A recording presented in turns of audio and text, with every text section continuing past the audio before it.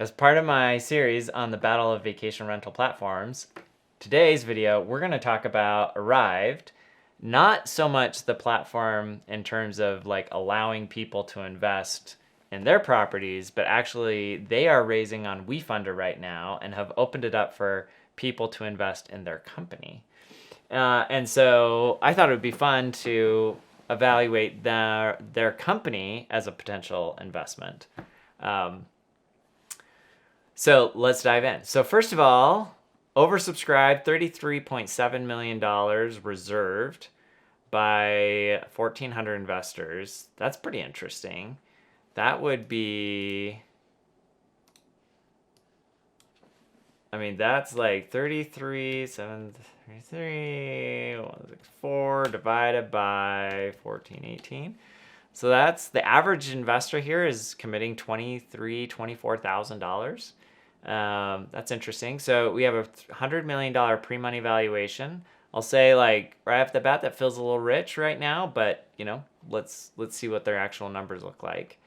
$97 million in property value. So they're valuing the business at a higher valuation than the aggregate value of all of their properties. So right off the bat, like that's why I think this feels a little expensive, because let's say that they end up taking on a fee basis, some percentage of $97 million. I can't imagine the fee is like that high on a percentage basis. So yeah, it just feels high. All right, bullet point. The next bullet point. Well, actually, let's start at the beginning. So small community funding round exclusively for investors in Arrived properties. That's interesting. I wonder if they go back through and double check it. So if you want to invest here, you got to invest in Arrived, at least some of Arrived properties, it sounds like. First mover advantage, largest player in the space by far. Okay, so they're claiming to be the largest. That actually could be true. I think this is a relatively new idea. They don't have a lot of competitors. First mover is not always an advantage, though. That's kind of a misnomer, because oftentimes the people that win are not the first, it's the second. It's what we call the fast follower, in that you let the first player go out and make all the mistakes, and then you learn from those mistakes, build your platform for a lot lower cost, and then outcompete them. But point taken, like first mover can be valuable in dual-sided marketplaces businesses, which is exactly what this is. This is definitely a marketplace type business. Investors include Forerunner, Jeff Bezos, Mark Benioff, Uber and Warby Parker CEOs, and former Zillow CEO. Okay, so let's talk about these funds. So Forerunner is a very good fund. Forerunner Ventures. They're very good at investing in consumer-related stuff, so consumer products and consumer tech. Just to give you a feel for like some of their investments, there are things like Away, the suitcase company that you've probably heard of, Curology, skincare, Hims and Hers, Oura Ring, Pros, Ritual, The Farmer's Dog. So they've got a lot of great companies. This is just a small sampling of the many companies that they've invested in. So really good investors, really understand consumers. So that's definitely like a strong plus. Jeff Bezos, if you don't know who he is, right, you live under a rock. And Mark Benioff, the CEO of Salesforce. So like the fact that they're investors is pretty interesting. Uber and Warby Parker CEOs, I don't know why they didn't just include them here, but that's okay. Explosive growth, over 300, almost 300,000 registered users and growing. AUM by 800% in 2022. Strong cash position, $25 million in cash. So that's good. Good downside protection as they've got a lot of cash on the balance sheet. Like to see that. All-star team, several companies, blah, blah, blah. Okay, so let's look at the team here. So CEO and founder was the co-founder of DataRank, which was acquired by Simply Measured and Sprout Social. Sprout Social is a great social media management tool company.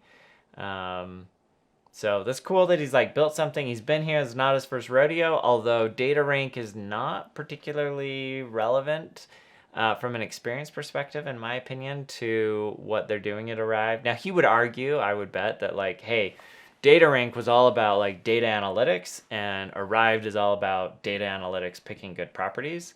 I think that's marginally true. I think though, like the bigger thing around Arrived probably is both marketing and getting investors on the platform, and two, understanding the whole crowdfunding side of the business and how to build like marketplaces and everything else, which an analytics business really doesn't have a lot to do with. Let's see. Then he's got somebody who worked in hospitality, and Uber. So yeah, I love that experience. I think that's relevant. Not sure. So he was a GM for Uber in the Northwest of USA. So that's interesting. So what Uber would do is they would take these GMs, these general managers, and they'd plop them in different markets, and they would become like mini CEOs within those regions. So even though it doesn't look like this, even though it looks like this is his first like startup, in a lot of ways, he's got a lot of really great operational experience in startup land. Looks like he's bringing along his former CTO from DataRank, so kind of bring the band back together, which is great. You like seeing that people have worked together, had success together, had trials together, or continue to work together. That's a real positive thing. It's got somebody head of investments at a second largest REIT, so somebody who understands how to buy property. I think that's great. Had a senior product manager at Drift. Yeah, Drift is a great company, especially from like a product perspective. So winning her over, I think, is really strong. Yeah, I'm not gonna go through the rest of these. Looks like honestly like a really strong team. I like this team a lot. I'm gonna pause right here. Just a reminder that like anything that I cover here today is not investment advice. This is for entertainment and educational purposes only. All right, let's keep going. So here's the pitch. The pitch is that they enable anybody to invest as little as $100 into single-family homes and vacation rentals. All right, some more stats. 264 properties funded. Why are they raising this round? We kept the terms of the small community round the same as our $25 million Series A from a year ago, despite having seen strong growth since then. That's actually pretty cool. I like that. So a lot of the times what will happen is entrepreneurs will get on these platforms and they'll bump the valuation up even higher because they're like, oh, I'm going to raise like money from dumb people, essentially, who don't know better. But like kudos to them for keeping it at the same valuation. The pushback, though, is that valuations have come down a lot in the last year or so. I mean, 2022 was certainly not the peak of valuations, but in general, 2023 is seeing valuations that are lower than 2022. So, I mean, honestly, I think this is probably like more fair than it is generous. But, point taken that they're not trying to gouge their investment community, which I really respect. So they analyze 100,000 properties, 10% pass, 0.5% meet their standards, less than 0.2% are actually purchased. Okay, great. I don't know that actually, like, just because you're really selective doesn't mean that you're actually good, but fair enough. So 600K in dividends generated for investors in Q1. Oh, that's pretty good. So, they're generating on a quarterly basis. You're seeing good increases there. So what is that? It's going to be like 2.4 annualized dividends generated on roughly $100 million of assets. So you're talking 2.4% return on invested capital, essentially. That feels pretty low. I would hope that over time they're able to get those dividend rates up higher, and I expect they probably will over time. I mean, a lot of their properties, if I remember correctly, are hovering probably in that like 3 to 6% range. So I'm gonna chalk this up to just kind of growth and scale. So assets under management gone from 6.4 to 8.5. 50% repeat, so that's good. I like that. Driven by our agent rebates, revenue grew from 400K to 6.1 million. Okay, so here's an interesting stat. So in 2022, they generated 6.1 million in revenue. They're raising this round at $100 million pre-money valuation. Now they've already raised 25 million. So really you got to think about this in terms of the post-money, not the pre-money. So if we do that though, we're talking, it's 100 million divided by 6.1. So that's 16x EV to revenue. I'll tell you 16x feels rich. If they were an enterprise software business with recurring revenues and high margins, that would feel rich.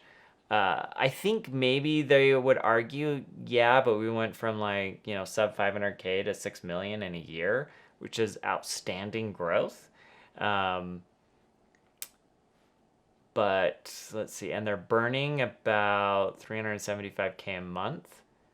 And if they've got 25 mil in the bank, that's pretty good. Although they're going to increase their burn, they're going to start spending more money on marketing to acquire more investors on the platform. So, but at 25K a month, that means that annually they're going to be burning about $6 million with 25 million in the bank.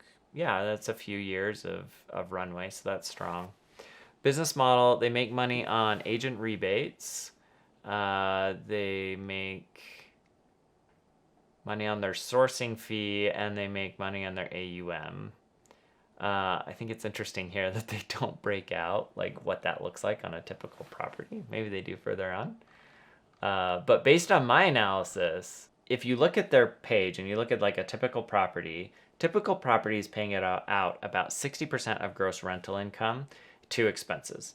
Of that 60%, 2/3 or 40% of gross rental income is being paid to Arrived, which to me feels incredibly high.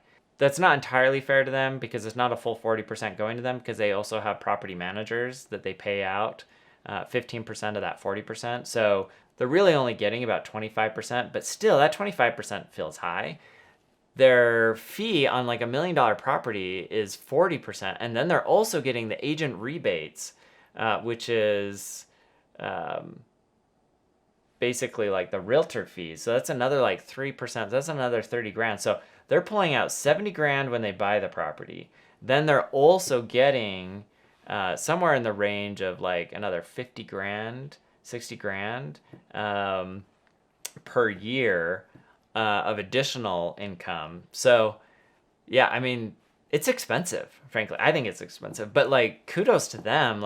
Investors, this is obviously working. Investors are excited to be able to invest in this asset class, get exposure to lots of properties, and to their benefit, they're getting a diversified portfolio of properties, and they can do that with it while investing as little as $100. So that's the value that they're providing.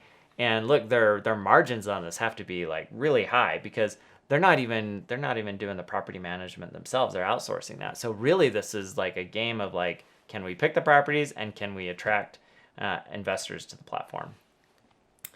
So anyways, all in all, I think this is incredibly strong team. Really good growth. Clearly solving a real pain point. People are buying it. They're coming in, they're investing more, they're coming back and investing again. More than 50% are repeat. I like that. AUM is growing. So people are probably investing more over time into more properties. So all that's great. I wish there was a little bit more here around their actual financials beyond just some high-level revenue numbers and burn numbers. But look, I think your downside risk is relatively low here because they've got $25 million in the bank and they're only burning about $6 million a year.